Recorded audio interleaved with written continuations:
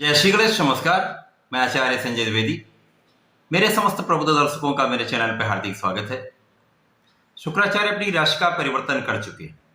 2 मई को अपने मित्र बुध की मिथुन राशि में प्रवेश कर चुके हैं, जहां पर पहले से ही मंगल का गोचर चल रहा है। इस प्रकार से मिथुन राशि में मंगल तथा शुक्र का एक संयोग आरंभ होगा। अब ये अलग अलग राशियों में अलग अलग भाव में बनेगा, अलग अलग स्थानों पर बनेगा, उसी के अनुसार ही परिणाम की प्राप्ति होगी। आज मैं मकर राशि के लिए शुक्राचार्य के इस राशि परिवर्तन का क्या प्रभाव रहेगा, किस प्रकार के लाभ मिलेंगे, कौन सा भाव प्रबल होगा, कहां पर आप इतना लाभ ले सकते हैं, कहां पर समस्या आ सकती है, उसका क्या निराकरण है, संपूर्ण विश्लेषण मैं पूर्ण तरीके के साथ करने जा रहा हूं। प्रिय दर्शकों, ये राशिफल आपकी चंद्र राशि पर आधारित है। जिन जातकों का मकर लग्न है उनको भी राशिफल अवश्य देखना चाहिए। मकर राशि शनिदेव की राशि है, जहां पर शुक्राचार्य के साथ अत्यंत मैत्रीपूर्ण संबंध होता है।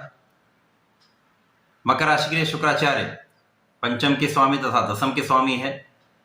पंचमेश कर्मेश का गोचर अब आपके षष्ठम भाव में प्रारंभ हो चुका है। अब षष्ठम भाव जो कि एक त्रिक भाव है, एक क्षय का भाव है। जो षष्ठम भाव होता है वो रोग ऋण शत्रु का भाव है। अब रोग ऋण शत्रु के भाव में शुक्राचार्य जो कि कर्मेश तथा पंचमेश उनका गोचर होगा, तो किस प्रकार का ये समय रहने वाला है। अब चूंकि शुक्राचार्य इस जगत के संपूर्ण ऐश्वर्य को देने वाले, धन संपदा देने वाले, सौंदर्य आकर्षण के कारक हैं, इस जगत का जितना भी सुख है संपूर्ण सुखों को प्रदान करने वाले, आमोद प्रमोद भोग विलास संपूर्ण कार्यकत्व शुक्राचार्य के पास है। तो शुक्राचार्य यदि षष्ठम भाव में जा रहे हैं तो निश्चित रूप से शुक्राचार्य के बल में कुछ निर्बलता अवश्य आएगी, परंतु ज्योतिषीय नियमानुसार शुक्र कहीं ना कहीं षष्ठम भाव में अच्छा फल प्रदान करते हैं। अब यहां पर मकर राशि के लिए जो सुख भाव के स्वामी हैं तथा लाभ के स्वामी मंगल के साथ जब इनकी युति होगी, तो वैसे भी वर्तमान में कहीं ना कहीं लाभ की मात्रा यहां पर कुछ कम हो रही है।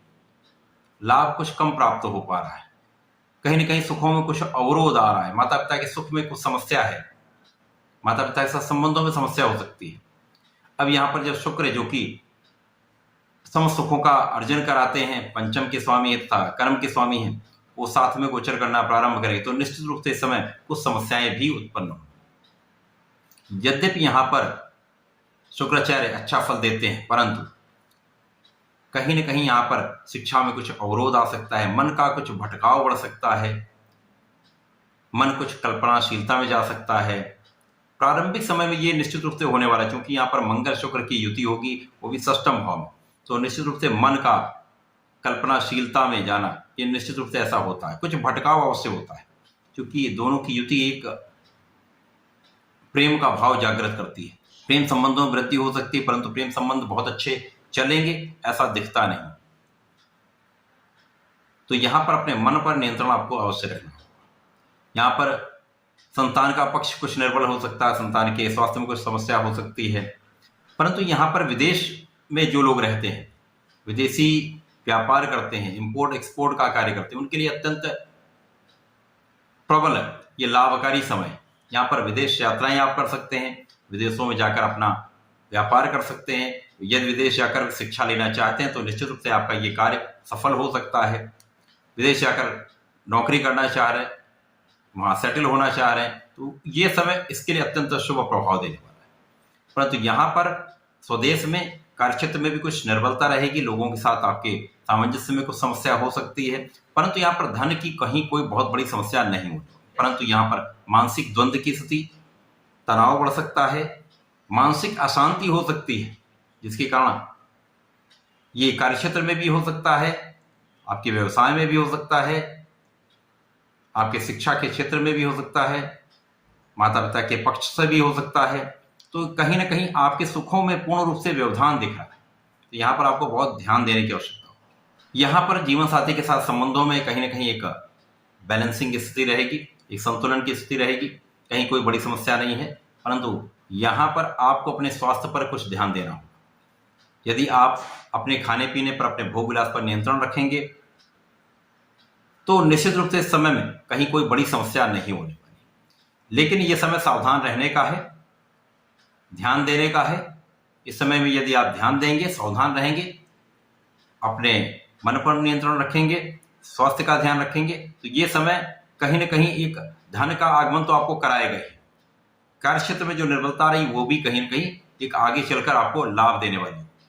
संयम रखना होगा, धैर्य रखना होगा। धैर्य रखेंगे, आगे आपको लाभ अवश्य मिलेगा। तो शुक्राचार्य का परिवर्तन मकर राशि के लिए बहुत अच्छा फलदायक नहीं है, ध्यान देना होगा। मकर राशि के जातकों का यहाँ पर साढ़े साथी का अंतिम चरण भी चल रहा है। आपको नियमित रूप से प्रत्येक शनिवार को शनिदेव मंदिर में चौमुखी दीपक का प्रज्वलन करना चाहिए। ओम सम शनैश्चराय नमः का प्रत्येक शनिवार को जप करना चाहिए। इस समय में यदि शनिवार को आप शिव जी के मंदिर में जलार्चन के साथ काले तिल का अर्पण करते हैं, दूध का अर्पण करते हैं, तो आपके समस्त अवरोध भी दूर होंगे, कष्ट भी दूर होंगे, क्लेश भी दूर होंगे, आप लाभ भी प्राप्त करेंगे।